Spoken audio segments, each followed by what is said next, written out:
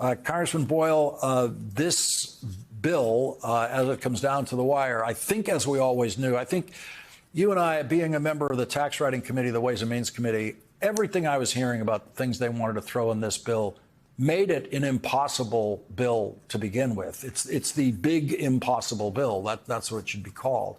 And it is just a political disaster zone for these Republican House members, some in your state of Pennsylvania.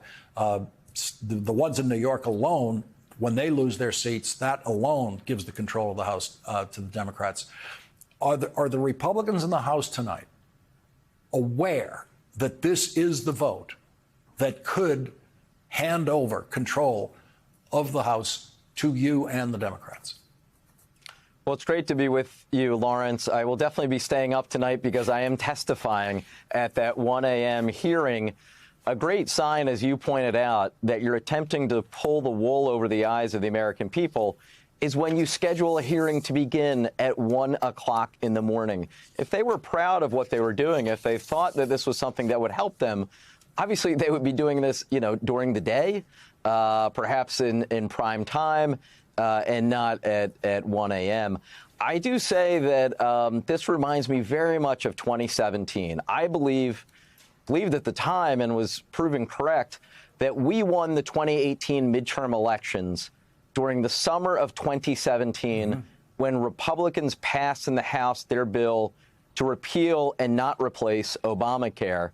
And the fact that it went down in flames in the Senate didn't change the fact that they had come so close from getting rid of Obamacare. And sure enough, the following November, we won 40 seats to win back the House. I think, as you do, apparently as well, think the same thing is going to happen.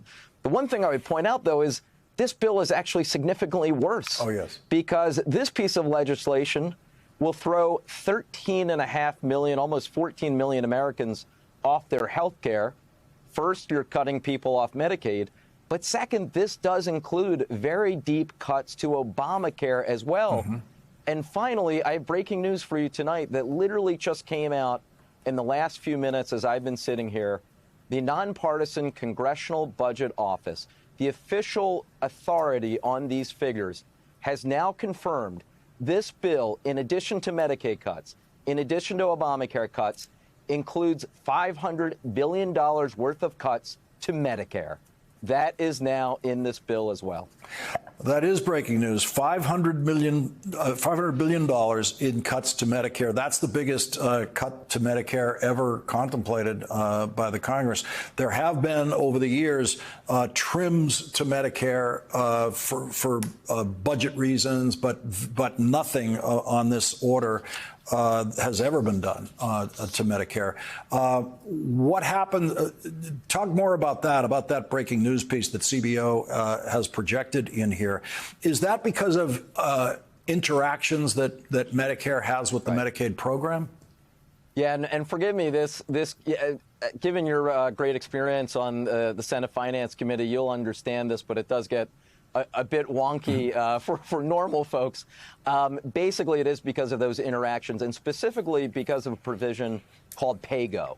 That will force a certain amount of Medicare sequestration, again, to the tune, and these aren't my figures, these are the Congressional Budget Office official figures, $500 billion.